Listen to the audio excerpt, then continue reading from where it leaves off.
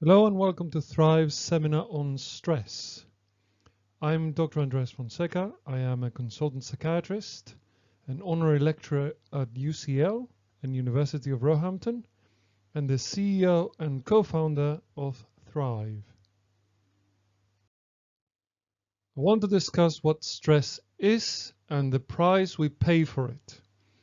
I will explore why the way we currently lead our lives might make us particularly vulnerable to stress, and finally, what we can do about it. Stress is usually portrayed as a negative thing, something to be avoided altogether if possible. However, stress is very useful. The stress response evolved to help us in situations where we might be chased by a wild animal or confronted with a rival. In those situations, it meant the difference between life and death. Even today, although unpleasant, stress before an exam or interview can improve our performance and motivate us to prepare more thoroughly. When we are stressed, our body's emergency system turns on and it enables us to surpass our ordinary limits. It sharpens our senses, shortens our reaction time, enables us to focus more intensely and for longer periods, and gives us more energy overall. It gets us ready to do one of three things: fight, run away, or stay very still and hide. However, all of this comes at a cost. Our body cannot function in this heightened state indefinitely without paying a price. The reason why we perceive stress as a negative state is most likely due to this cost that we have to pay. The unpleasant emotions we experience are there to motivate us to end this state as soon as we can. Otherwise, we may harm ourselves. While the stress response is active, our body shuts down other important functions that are not essential in the moment to optimize the ones that are. Among them are digestive, immune, and reproductive systems. These functions cannot stay suppressed for too long without consequences. Furthermore, extended periods of stress can also lead to the overproduction of cortisol, a complex hormone with many effects over our glucose metabolism, our immune system, the brain, and other fundamental functions. These effects are useful in an emergency, but harmful if cortisol doesn't go back to normal. It's like stepping hard on the accelerator while the car is on neutral and then keeping our foot down as the engine starts to make horrible, angry noises.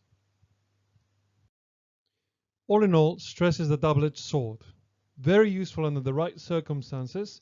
However, if this reaction continues for too long or gets overused, we have a problem. Unfortunately, there are many situations in modern life that can lead exactly to that. Situations that trigger the stress reaction when it's not useful, or that trigger it for sustained periods of time. This response evolved over millions of years, and its main function is still to protect us from immediate danger. However, modern problems such as an unexpected bill don't really require for us to fight, flee, or freeze to avoid or resolve them. They usually require calm, careful planning and execution to get to the bottom of them. In these situations, this high energy body state is wasted while its negative effects stay with us. Our ability to plan and foresee consequences of events evolved only relatively recently. While these cognitive abilities turned us into the humans we are today, compared to a stress response, they're only the tip of a very ancient iceberg. Thanks to these new cognitive abilities, we're able to think about future events in the present and plan accordingly.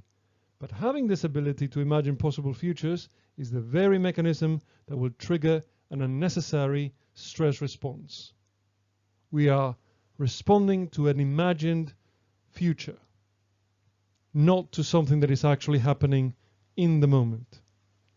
In a world where everything is portrayed as urgent and important, and hence constitutes a perceived threat or challenge, our stress response can get switched on permanently, sometimes without us even realizing it.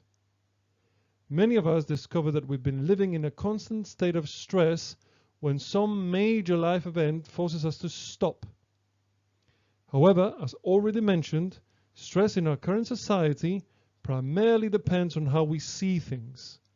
We are perceiving things as constant emergencies, or are we able to look through that and see what actually is a threat or really dangerous?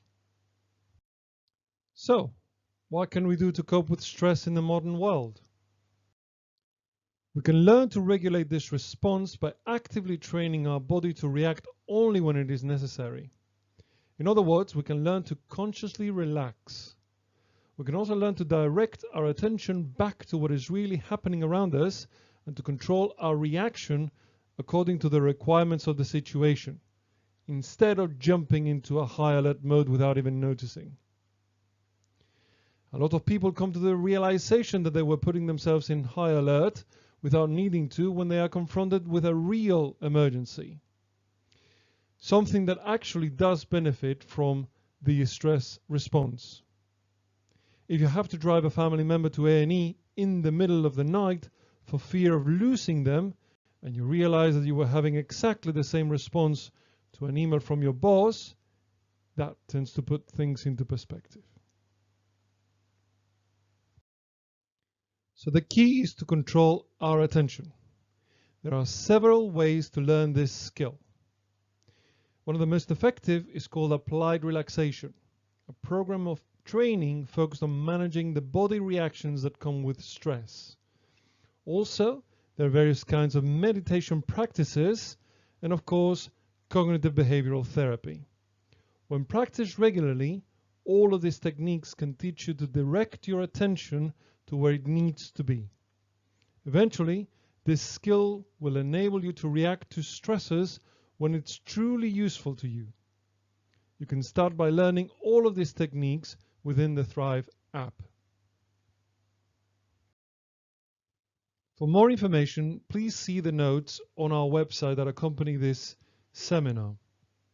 You can also learn more about stress from the NHS website by visiting www.nhs.uk and searching for stress. Thank you very much, and I hope this was useful.